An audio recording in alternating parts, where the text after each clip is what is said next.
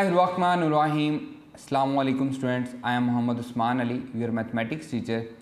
सो हम previous lecture में हमने चैप्टर नंबर 11 को स्टार्ट किया था। उसमें हमने सीखा था इंटरवल क्या होते हैं, इंटरवल के हिसाब से हम उसको किस तरह से पढ़ते हैं।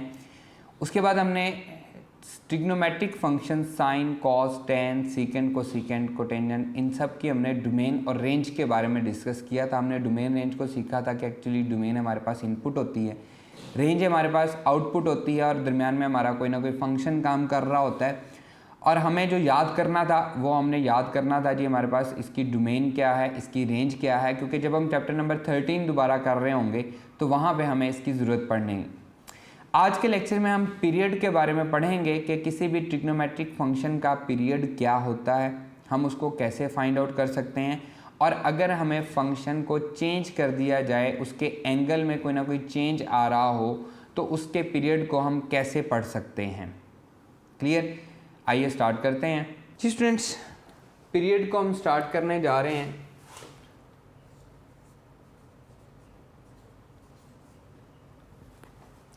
ये आपको डेफिनेशन मिल जाएगी पेज नंबर 339 पे। Period of a trigonometric function का जो सेकंड पैराग्राफ है वहाँ से स्टार्ट हो रही है। Period of a trigonometric function is the smallest positive number. Period of a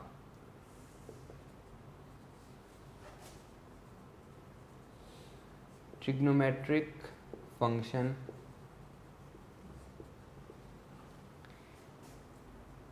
is the smallest positive number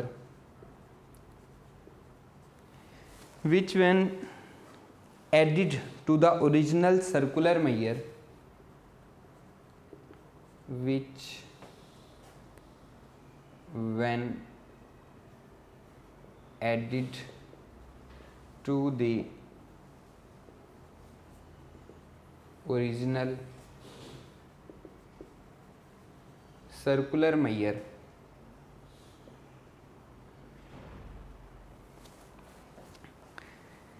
of the angle gives the same values of measure of the angle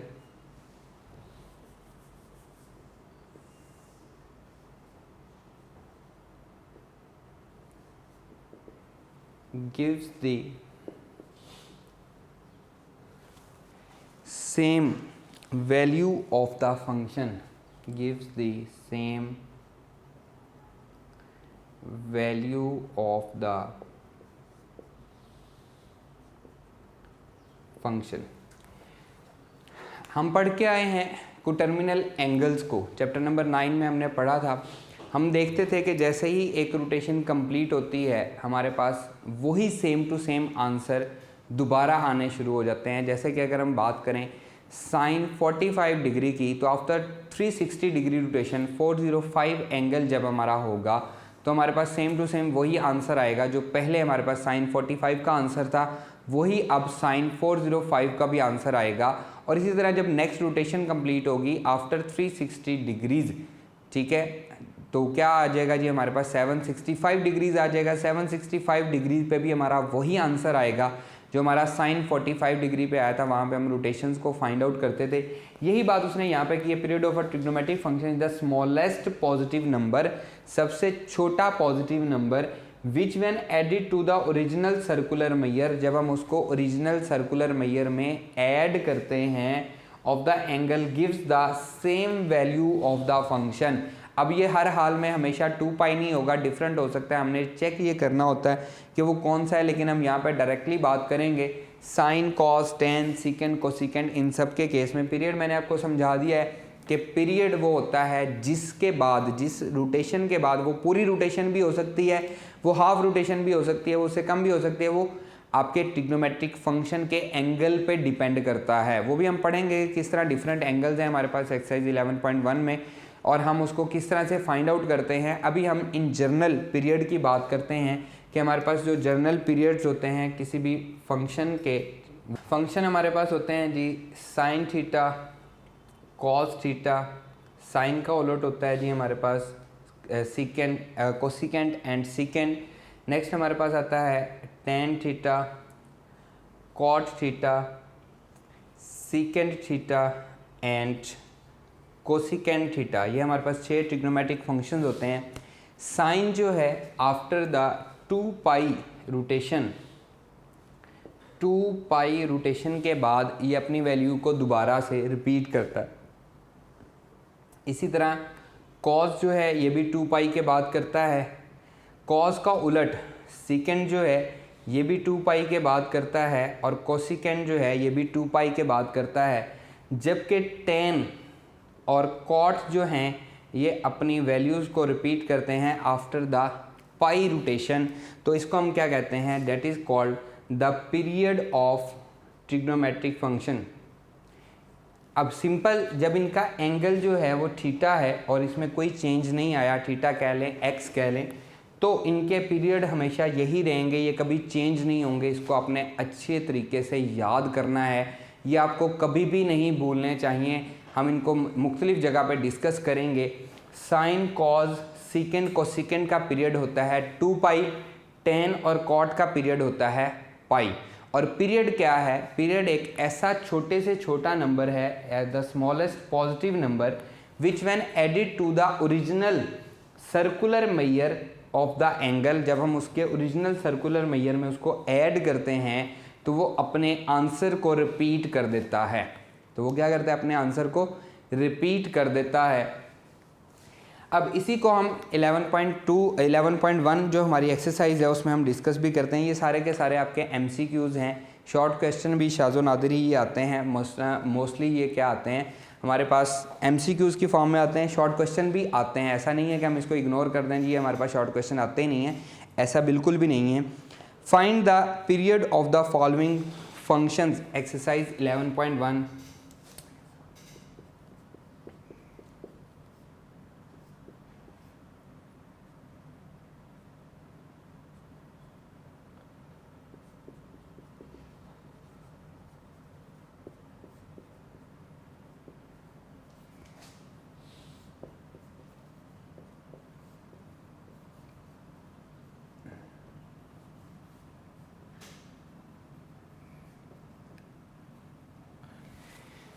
इसका first part है जी, question number 1 है sign 3x। Question number 1 sign 3x, ये हमारे पास question है। We know that the period of sine is 2 pi. We know that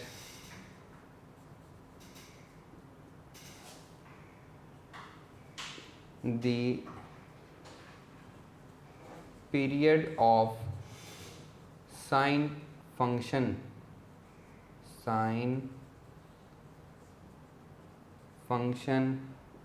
is 2 pi. ठीक है, हम करेंगे क्या, हम इसके एंगल में उसको ऐड कर देंगे, साइन 3x प्लस 2 पाई हम इसको कर देंगे। ठीक है, अभी ये इसका पीरियड नहीं आया, मैं आपको फाइंड करने का तरीका समझा रहा हूँ कि जो क्वेश्चन हमें गिवन दिया गया है उसका पीरियड हमने कैसे फाइंड करना है। साइन फंक्शन का पीरियड जो है वो 2 पाई है, साइन 3x का पीरियड 2 पाई नहीं है। हम क्या करेंगे, इसका ओरिजिनल पीरियड इसमें ऐड करेंगे और ये जो 3 है x के साथ जो कुछ लिखा हुआ है उसे कॉमन ले लेंगे। x के साथ जो भी कांस्टेंट है उसको हम क्या ले लेंगे, कॉमन ले लेंगे। तो ये आ जाएगा जी, यहाँ पे 3 था तो x बचा, प्लस यहाँ पे 3 नहीं है, सॉरी यहाँ पे 3 था तो कॉमन आ गया, यहाँ पे 3 नहीं है तो ये इससे डिवाइड हो जाएगा, 2 पाई डिवाइडेड बाय 3। और जो हमारे पास अब आया है वो हमारे पास जो क्वेश्चन हमें दिया गया है उसका पीरियड आ गया है 2 pi by 3। So the period of sign 3x is 2 pi by 3, ये हमारा आंसर है। अब इसका सिंपल मैं आपको हल बताता हूँ। सिंपल, अगर आपके पास ये MCQ भी आ जाते हैं तो आपने करना क्या है, एंगल के साथ जो कुछ भी मल्टीप्लाई या डिवाइड हो रहा होगा वो असल पीरियड के साथ आपने मल्टीप्लाई या डिवाइड कर देना। कैसे? अगर वो मल्टीप्लाई हो रहा है तो डिवाइड करेंगे, डिवाइड हो रहा है तो मल्टीप्लाई करेंगे, बिल्कुल सिंपल। अभी मैं सारे ही आपको ऑब्जेक्टिव के पॉइंट ऑफ व्यू से समझाता हूँ। क्वेश्चन नंबर 2 देखें, 2x, x के साथ क्या मल्टीप्लाई हो रहा है? 2 मल्टीप्लाई हो रहा है। कॉज का पीरियड क्या है? 2 पाई, इसके साथ 2 को डिवाइड कर दें, क्योंकि यहाँ पे मल्टीप्लाई हो रहा था तो असल पीरियड में हम इसको क्या करेंगे? डिवाइड कर देंगे, आंसर आएगा पाई। क्वेश्चन नंबर 3 देखें, tan 4x, 4 जो है वो एंगल x के साथ मल्टीप्लाई हो रहा है, इसका ओरिजिनल पीरियड क्या है? पाई, उसके साथ इसको डिवाइड कर दें, पाई बाय 4 आपका आंसर आ जाएगा। नेक्स्ट देखिए, cot x बाय 2, मतलब 1/2 जो है, 2 जो है वो इसके साथ डिवाइड हो रहा है। 1/2 का मतलब यही है कि 2 इसके साथ क्या आ रहा है? यहाँ पे क्वेश्चन में एंगल के साथ डिवाइड हो रहा है। कॉट का ओरिजिनल पीरियड क्या है? पाई, तो 2 यहाँ पे डिवाइड हो रहा है, जो हमने फाइंड करना है उसमें आप इसको इससे मल्टीप्लाई कर दें, 2 पाई आपका आंसर आ जाएगा। तो सिंपल ये बात याद रखें, क्वेश्चन में जो चीज़ मल्टीप्लाई हो रही है वो डिवाइड होगी और जो डिवाइड हो रही है वो मल्टीप्लाई होगी। इसी तरह से क्वेश्चन नंबर 4 देखें, क्वेश्चन नंबर 4। अब हमने, क्योंकि ये आपके शॉर्ट क्वेश्चन भी आते हैं तो हम उसके हिसाब से भी हम इसको सॉल्व करेंगे। We know that the period of, we know that the period of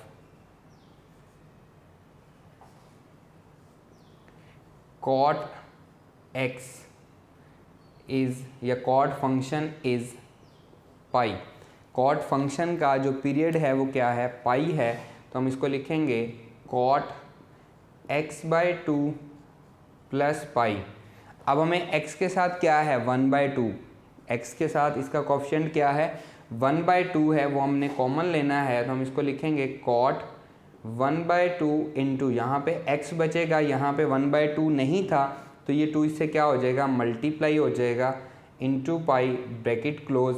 तो ये हमारे पास पीरियड इसका फाइंड हो गया है। तो यहाँ पे हम लिखेंगे the period of, the period of cot x/2 is, x/2 का पीरियड क्या है? 2 पाई, इसका पीरियड है जी 2 पाई। तो सिंपली हमने याद ये रखना है, जो चीज़ मल्टीप्लाई हो रही हो उसको हम डिवाइड कर देते हैं असल पीरियड के साथ, और जो चीज़ डिवाइड हो रही हो उसे हम मल्टीप्लाई कर देते हैं असल पीरियड के साथ। इसी तरह से क्वेश्चन नंबर 6 देखें, कोसिकेंट x/4। क्वेश्चन नंबर 6 है जी,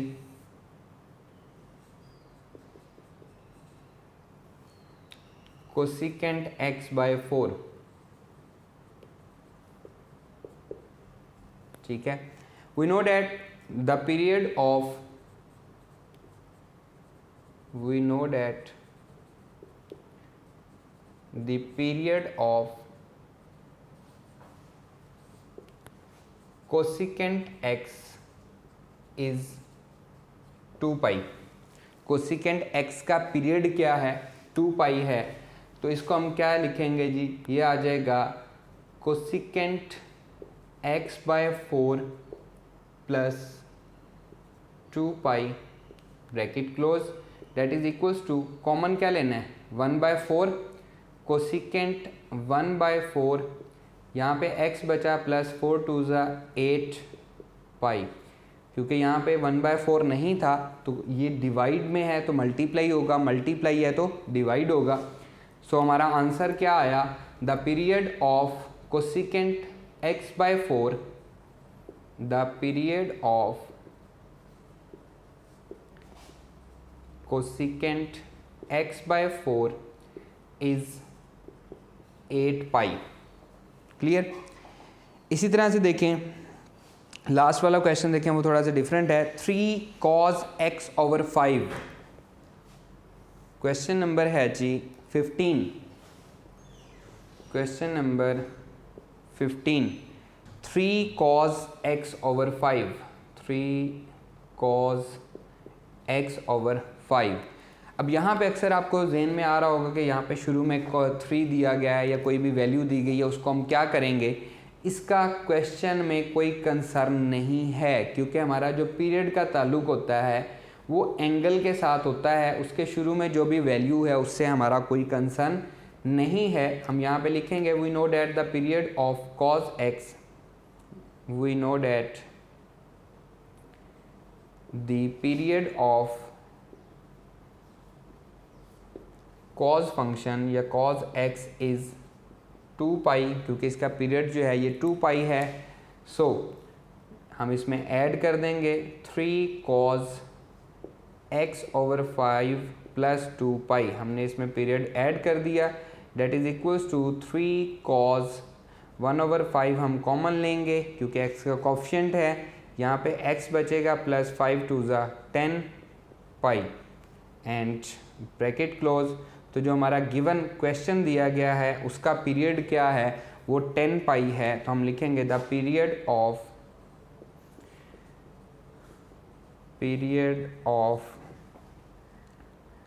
3 cos x ओवर 5 इज 10 पाई।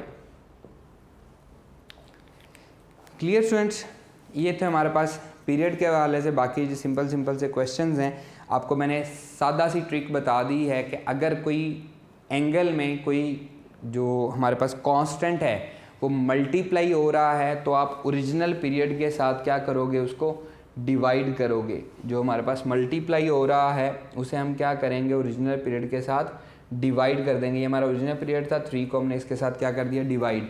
और अगर कोई डिवाइड हो रहा है तो ओरिजिनल पीरियड के साथ हम उसको मल्टीप्लाई कर देंगे। अगर कोई डिवाइड हो रहा है ओरिजिनल पीरियड के साथ मल्टीप्लाई हो जाएगा, और जो शुरू में वैल्यू आएगी किसी भी फंक्शन के कॉस साइन जो भी है उसके जो शुरू में है उससे हमें कोई फ़र्क नहीं पड़ता, हमें फ़र्क सिर्फ एंगल वाली वैल्यू से पड़ता है। क्लियर स्टूडेंट्स, ये था हमारे पास चैप्टर नंबर 11। ये लेक्चर हम यहीं पे ख़त्म करते हैं। नेक्स्ट लेक्चर में आपसे मुलाकात होगी। उम्मीद करता हूँ ये लेक्चर आपको अच्छे से समझ आया होगा। अपना ख्याल रखिएगा। अल्लाह हाफिज़।